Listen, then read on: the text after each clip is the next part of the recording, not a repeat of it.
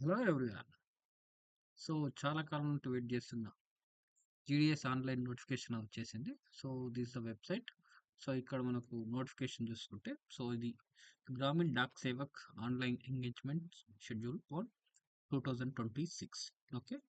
So, ఇక్కడ మనకేందంటే ఇది 10థ్ బేస్ పైన మనకున్న జాబ్స్. ఓకే. సో, వీటికి సంబంధించిన ఆన్‌లైన్ రిజిస్ట్రేషన్. సో, 31st నుంచి 14th ఫిబ్రవరి వరకు ఉంది.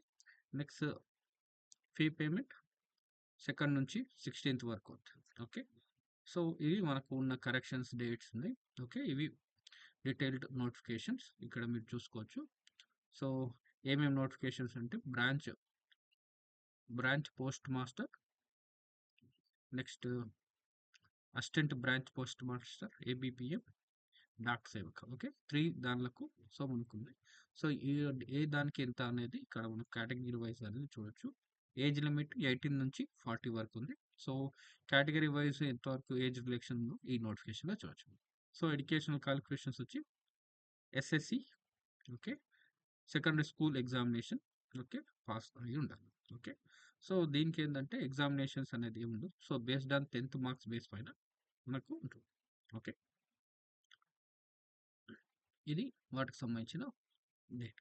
Okay. Educational qualifications.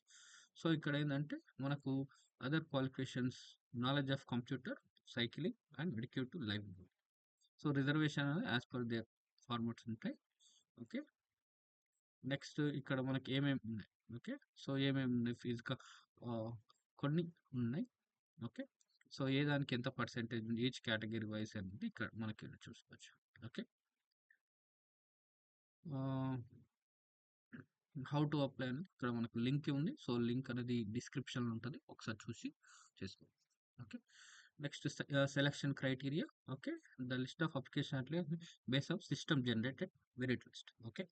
So, merit list అనేది మనకి ఏ విధంగా జనరేట్ అవుతుంది అనేది దీనికి సంబంధించిన డేటా అనేది ఇక్కడ ఉంది. Okay. So, SSC examination 10th standard recognised boards aggregate percent of accuracy 4 decimals. Okay. 4 decimals కింద తీసుకొని పర్సెంటేజ్‌ని ఏంటంటే గ్రేడ్ పాయింట్స్‌ని, పర్సెంటేజ్‌ని ఎవరైతే ఉన్నారో సో, దాన్ని అంటే అందరికి ఈక్వలేట్‌గా సిస్టమ్ అనేది జనరేట్ చేస్తుంది. సో, మెరిట్ లిస్ట్ దాని బేస్ పైన ఇది మనకు grade sheets. So, multiplication factor. So, application only grades ఉంటే వాళ్ళకేందంటే ఇంటూ 9.5 ఏసి వాళ్ళకి తీసుకోవాలి. ఆల్రెడీ గ్రేడ్ పాయింట్స్ ఉన్నాయనుకోండి. సో, దానికి సంబంధించినవి ఎలా చేయాలంటే మార్క్స్ ఉంటే ఏం చేయాలనేది ఇక్కడ ఉంది. Okay. So, marks, grades, CGPS related. Okay. వీటి ఇన్ఫర్మేషన్ ఇక్కడ ఉంది. సో, డీటెయిల్‌గా అనేది మనం చదివి అప్లై చేయడం చాలా మెయిన్. సో, ఇక్కడ ఏ విధంగా ఉంటుంది మెరిట్ లిస్ట్. ఓకే. సో, ఎలా ప్రిపేర్ అవుతాం. Okay. First date of birth. Next వీటికి సంబంధించిన కేటగిరీ వైజ్. ఓకే. సో, ఈ విధంగా ఇన్ ద ఓకే. ఏ దానికి సంబంధించిన ఎలా ఉందని చూసి చేయడం బెటర్. ఓకే. ఇది మనకున్న పాసిబిలిటీస్.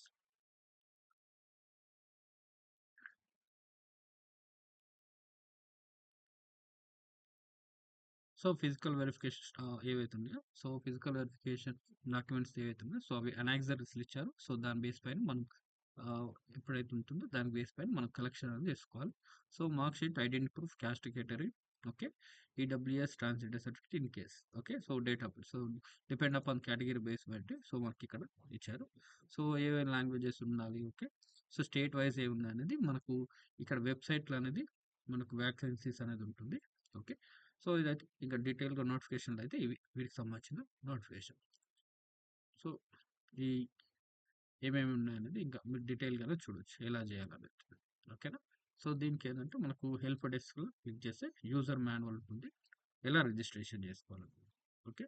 సో, ఇది మనకు యూజర్ మాన్యువల్. నెక్స్ట్ ఇక్కడ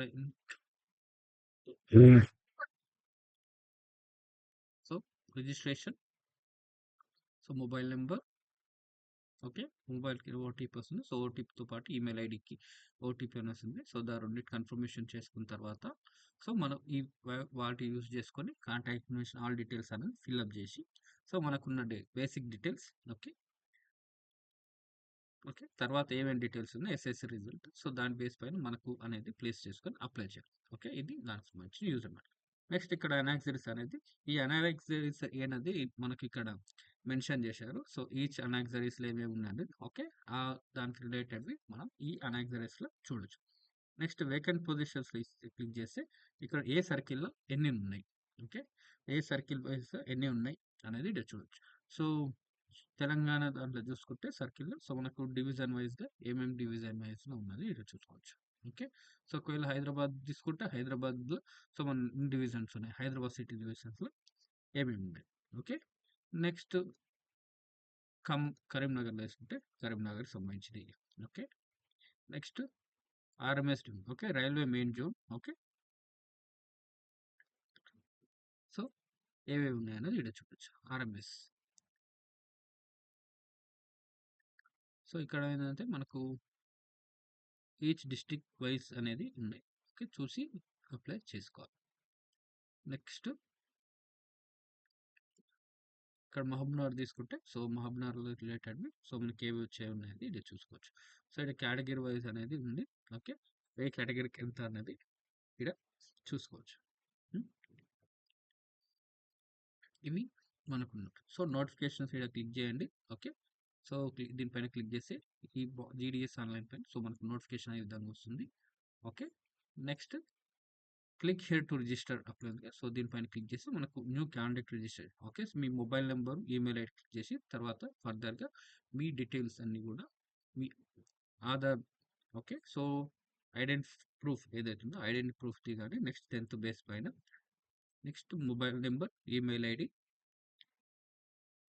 cost, category wise okay. Certificates అనేది మీరు సర్టిఫికేట్స్ అవుతున్నాయి. సో, వాటిని ఏంటంటే స్కాన్ చేసి అప్లోడ్ చేయాల్సి ఉంటుంది. ఓకే. సో, ఇక్కడ ఇది జీడీఎస్ ఆన్‌లైన్ సంబంధించిన నోటిఫికేషన్. ఓకే. Thank you.